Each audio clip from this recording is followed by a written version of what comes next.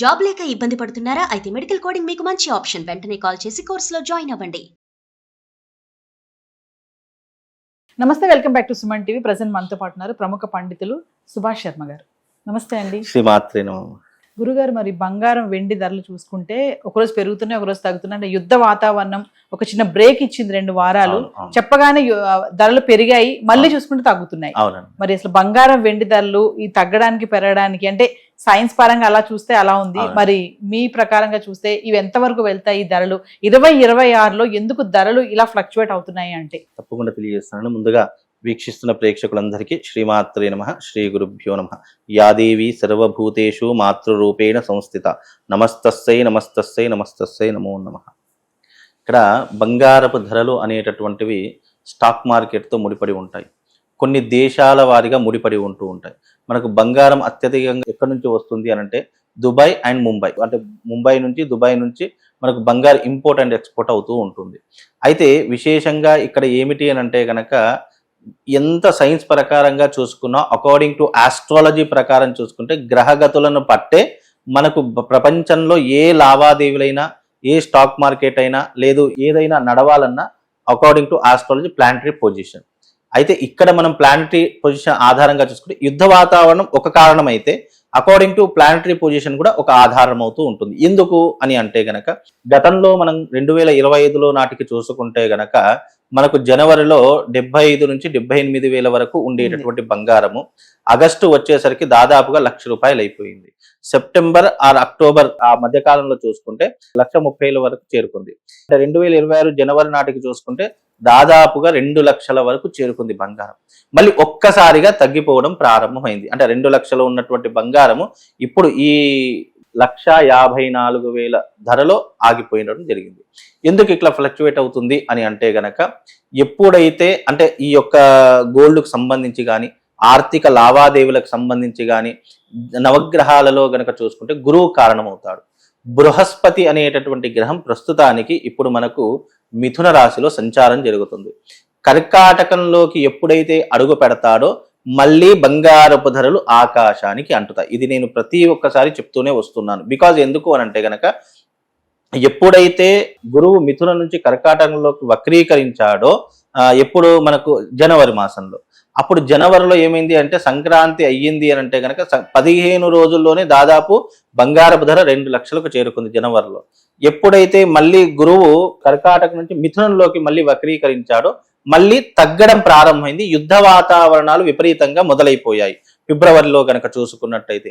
అంటే ఇక్కడ గ్రహగతుల యొక్క గమనాన్ని గనక చూసుకుంటే బృహస్పతి అనేటటువంటి గ్రహం ఏ రాశిలో ఉన్నప్పుడు ఎలాంటి ఫ్లక్చువేట్ అవుతాయి, ధరలు ఏ రకంగా పెరుగుతాయి తగ్గుతాయి అనేటువంటి జ్యోతిష శాస్త్రంలో చెప్పారు. ఆ గురువు కర్కాటక రాశిలో ఉచ్చస్థానంలో ఉంటాడు కనుక ఉచ్చస్థానంలో వచ్చినప్పుడు తప్పకుండా బంగారపు ధరలు పెరుగుతాయి. చాలా మంది ఏమనుకుంటారు అంటే పెరుగుతుంది తగ్గుతుంది, లేదు ఈ రోజు పెరిగింది మళ్ళీ రేపు తరిగిపోయింది, లేదా రేపు తరిగిపోయింది ఇవాళ పెరిగిపోయింది. చాలా మంది 1-2 రోజులు 3 రోజులు చూసుకుంటారు. బంగారం విలువ ఎప్పుడు అలా ధర క్యాలిక్యులేట్ చేసుకోకూడదు. బంగారపు ధర ఎప్పుడు ఎలా క్యాలిక్యులేట్ చేసుకుంటావు అంటే ఇన్వెస్ట్మెంట్ పెట్టేది ఉంది అని అంటే గనక నీ జీవితంలో ఈ సంవత్సరం బంగారం మీద ఎంత ఇన్వెస్ట్మెంట్ పెడతావో అంత ఇన్వెస్ట్మెంట్ పెట్టు. అది ఈ రోజు 54,000 ఉందా, 56 ఉందా, 59 ఉందా, లేదా 2, ఇవన్నీ నీకు సంబంధం లేదు. నువ్వు మళ్ళీ ఇప్పుడు పెట్టినటువంటి బంగారపు ధర 2027 నాటికి నువ్వు ధర క్యాలిక్యులేషన్ చేసుకో. మీరు ఎప్పుడు కూడా ఎవ్రీ ఇయర్ క్యాలిక్యులేషన్ చేసుకోండి. ఎవ్రీ ఇయర్ ధర పెరిగిందే తప్ప ఎక్కడా కూడా తరగలేదు. ఎక్కడా కూడా మీరు ప్రతి సంవత్సరం క్యాలిక్యులేషన్ ఇప్పుడు కూడా అంతే. పెరగడం తగ్గడము అనేటటువంటిది ఎవరికి అది ఉపయోగపడుతుందంటే ఈ రోజు తగ్గుతుంది రేపు పెరుగుతుంది కాబట్టి ఈ రోజు కొని రేపు అమ్మేయాలి అనేటటువంటి ఈ వర్తకులు ఎవరైతే ఉంటారో, వ్యాపారస్తులు ఎవరైతే వాళ్లకు లాభ నష్టాలు అనేటట్టు ఉంటాయి. కానీ సామాన్యుడికి కానీ, మధ్యతరగతి వాడికి కానీ, లేదా ఇన్వెస్ట్మెంట్ పెడదాము అనుకున్నటువంటి వ్యాపారస్తులకు కానీ లాంగ్ టర్మ్ ఇన్వెస్ట్మెంట్ ఏదైనా పెట్టాలి అంటే బంగారం మీద ఇన్వెస్ట్మెంట్ ఇప్పుడు పెట్టండి. ఇప్పుడు ధర తక్కువగానే ఉంది, 1,54,000 పెద్ద విషయం కాదు. ఎందుకంటే ఈ ధర మళ్ళీ నీకు డిసెంబర్ లేదా అక్టోబర్ వరకైనా నీకు ఈ ధర దాదాపు 1,90,000 నుంచి 2 లక్షల వరకు చేరుకుంటుంది. అంటే ఆల్మోస్ట్ 50,000 నీకు పెరిగింది. తులం మీద 50,000 పెరిగిందంటే ఒక 10 తులాలు తీసుకున్నా దాదాపు 5 lakhs పెరుగుతుంది. నువ్వు దేంట్లో ఇన్వెస్ట్మెంట్ పెట్టినా అంత ట్రాన్సాక్షన్ నీకు జరగదు. కాబట్టి ఈ రకమైనటువంటి ఇన్వెస్ట్మెంట్ ఆలోచన చేయండి. ఇప్పుడు 100% యుద్ధ వాతావరణం వల్ల ధరలు అనేటటువంటి పెరగడం తగ్గడం అనేటటువంటి జరుగుతుంది.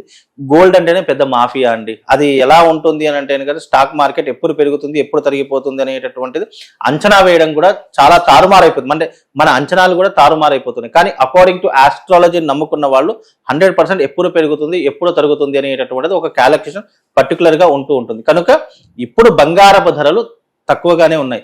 నీకు మళ్ళీ ఈ ధరలు మళ్ళీ ఉండవు, మళ్ళీ నీకు పెరుగుతూనే పోతాయి తప్ప. ఎప్పుడే జూన్ 1వ తారీఖు నుంచి మళ్ళీ ధరలు పెరుగుతూ పోతూ ఉంటాయి. ఇది గుర్తుపెట్టుకో. ఎందుకంటే జూన్ 1వ తారీఖు గురుగ్రహము అంటే బృహస్పతి గ్రహము మిథునం నుంచి కర్కాటకంలోకి అడుగు పెడతాడు. ఎప్పుడైతే కర్కాటకంలోకి అడుగు పెట్టాడో బృహస్పతి, ఆ రోజు నుంచి బంగారం ధరలు, వెండి ధరలు, అలాగే చమురు ధరలు, విశేషంగా పప్పు దినుసుల ధరలు విపరీతంగా పెరుగుతాయి. గ్రాసరీస్ కూడా విపరీతంగా పెరిగిపోయేటటువంటి లక్షణాలు మనకు ఈ సంవత్సరం మొదలవుతాయండి. ఇప్పుడు అనవసరంగా మనం భయపడుతున్నాం, అయ్యో పెరుగుతుంది తగ్గిపోతుంది అని. కానీ క్యాలిక్యులేషన్ అనేటటువంటిది ఎప్పుడైనా కూడా మనం లాంగ్ టర్మ్ అంటే కనీసం ఒక 3-4 నెలలైనా బంగారం ధరలు అనేటటువంటి ఆలోచన చేసి పెట్టుకోవాలి తప్ప అనవసరంగా ఈ నెల పెరిగింది మళ్ళీ తరిగింది, మళ్ళీ తగ్గింది మళ్ళీ పెరిగింది అనేటటువంటి ఆలోచన భ్రమల్లో ఎవరు ఉండకండి. బంగారము భూమి ఈ రెండు ఎప్పుడు కూడా పెరుగుతూనే పోతాయి తప్ప తరగవు, గుర్తుపెట్టుకోండి. గురుగారు ఒక క్వశ్చన్ చెప్పండి. ఇప్పుడు ఏదైనా పని చేయాలి అంటే మనం సమయము, ముహూర్తాలు ఇవన్నీ చూసుకుంటాం, డేట్ కానీ ఇవన్నీ కూడా. మరి బంగారం కొనాలంటే కూడా అవి చూసుకొని కొనాలి అంటారా? ఏ టైం అయినా వెళ్ళి కొనుక్కోవచ్చా? మనం విశేషంగా గురు పుష్య యోగంలో బంగారం తీసుకోవాలని శాస్త్రం. గురువారము పుష్యమీ నక్షత్రం గనక వస్తే తప్పకుండా ఆ రోజు బంగారం తీసుకోండి. లేదా విలువైనటువంటి వస్తువులు కానీ ఆ ఆస్తులు కానీ ఏవో ఒకటి తీసుకోండి. గురు పుష్యామృత యోగం అనేటటువంటిది మనిషి జీవితాన్ని కుబేరుడిగా మార్చేటటువంటి అద్భుతమైనటువంటి యోగం. ప్రతి నెల గురువారము పుష్యమీ నక్షత్రం వస్తే గనక మీరు క్యాలెండర్ దగ్గర పెట్టుకొని అండర్లైన్ చేసుకోండి. ఎప్పుడైనా కానీ గురువారం పుష్యమీ నక్షత్రం ఉంది అంటే ఆ రోజున బంగారం కానీ వెండి కానీ ఆస్తులు కానీ ఏదో ఒకటి కొనుగోలు చేసుకోండి. అది దాన్ని ఏమంటారు, గురు పుష్యామృత యోగము అని అంటారు. అది మనిషి జీవితంలో కుబేర యోగాన్ని సూచించేటటువంటి అద్భుతమైనటువంటి యోగం. కనుక ఆ రోజున బంగారం తీసుకోవాలి. విశేషంగా ఇంకా బంగారం తీసుకునేటటువంటి నక్షత్రాలు కొన్ని ఉంటాయి. శ్రవణ నక్షత్రము, పుష్యమీ నక్షత్రము, అలాగే మృగశిరా నక్షత్రము, రోహిణీ నక్షత్రము. ఈ నక్షత్రాల్లో గనక బంగారం తీసుకుంటే వాళ్ళ బంగారం తరగదు. ఇప్పుడు అక్షయ తృతీయ అని అంటుంటారు కదా, ఆ అక్షయ తృతీయ కొన్ని నక్షత్రాల్లో తీసుకుంటే బంగారం అమ్ముకోవడం కానీ తాకట్టు పెట్టేటటువంటి విధానాలు కానీ మన జీవితంలో రాకుండా మనకు ఆర్థిక పరంగా కాస్త స్ట్రాంగ్ గా ఉంటాయని శాస్త్రం అమ్మా.